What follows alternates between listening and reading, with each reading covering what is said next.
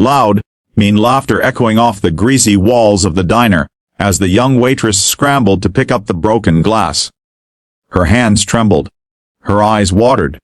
Her apron was stained not just with spilled coffee, but with quiet humiliation that had become a daily routine.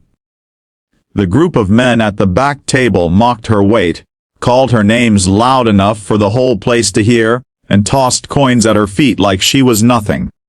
But what they didn't know, what no one saw, was the little girl watching from the side window. Her daughter, 8 years old, tiny hands clutching a school book, and a broken heart.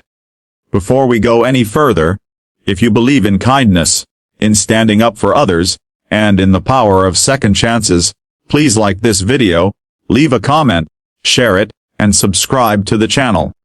It helps us reach more people with stories that matter. Her name was Ellie. She had curly chestnut hair, big brown eyes, and a brave little heart that had seen far too much for someone her age. Every day after school, she waited behind the diner until her mama's shift ended. Sometimes, if the manager wasn't looking, her mama, Carla, would sneak her in through the back and hand her a grilled cheese sandwich wrapped in foil, whispering, "Quick, baby." But today Ellie didn't want a sandwich. She wanted it to stop. The bullying, the cruelty, the way her mama pretended she didn't hear them, even though the insults landed like punches. You see, Carla wasn't just a tired waitress. She was a woman who had clawed her way out of an abusive relationship, worked double shifts to keep the lights on, and read bedtime stories to Ellie, even when her feet ached, and her spirit was worn thin. But none of that mattered to the men at the back table. They saw only a single mother with a tired face, a threadbare uniform, and a voice too soft to fight back. That's when it happened, as Carla bent to pick up a tray they had knocked over, by accident. Ellie couldn't take it anymore. Something in her snapped, the way it does when love and helplessness boil over inside a child who's seen their hero hurt one too many times. She didn't cry. She didn't shout.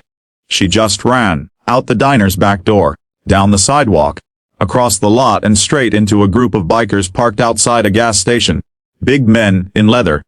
Tattoos. Beards. Loud engines. They looked like trouble to anyone passing by. But Ellie didn't see danger. She saw hope. Because every afternoon, those bikers were there. Eating from the food truck, laughing with the gas station clerk, petting dogs that wandered over. And one time, she saw one of them kneel to fix a boy's broken bike chain.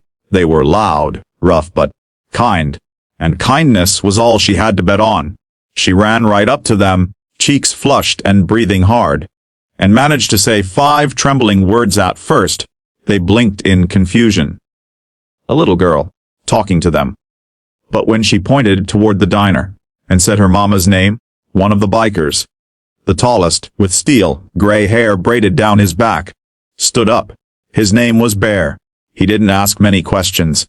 He just turned to his brothers, nodded, and together, the group of 6 walked slowly toward the diner, engines rumbling behind them like thunder rolling in.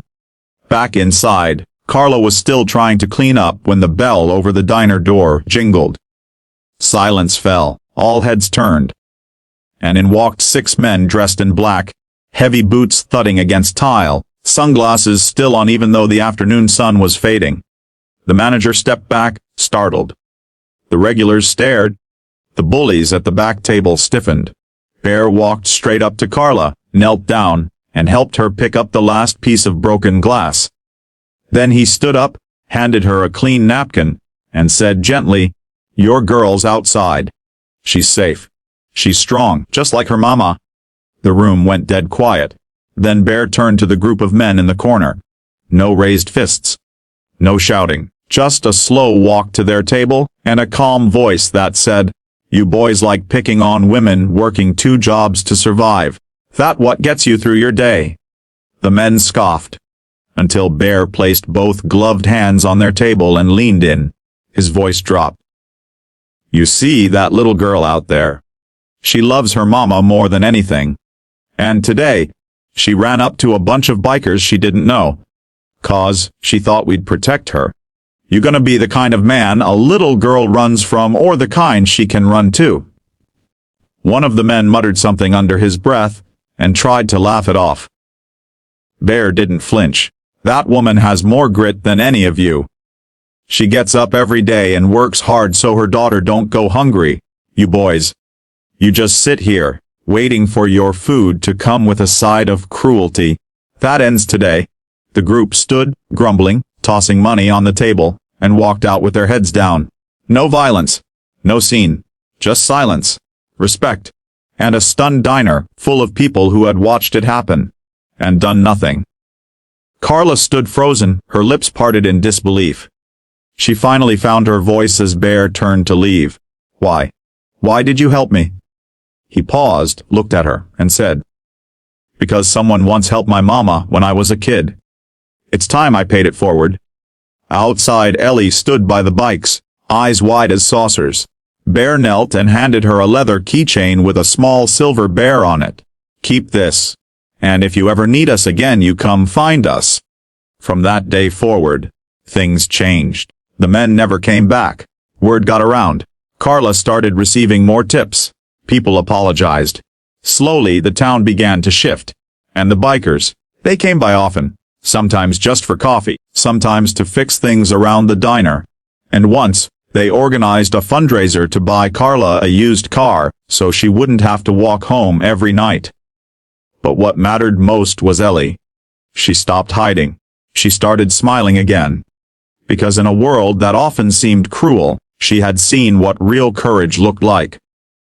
Not just in leather jackets and loud engines, but in her mama's quiet strength, and in her own brave little heart that refused to stay silent.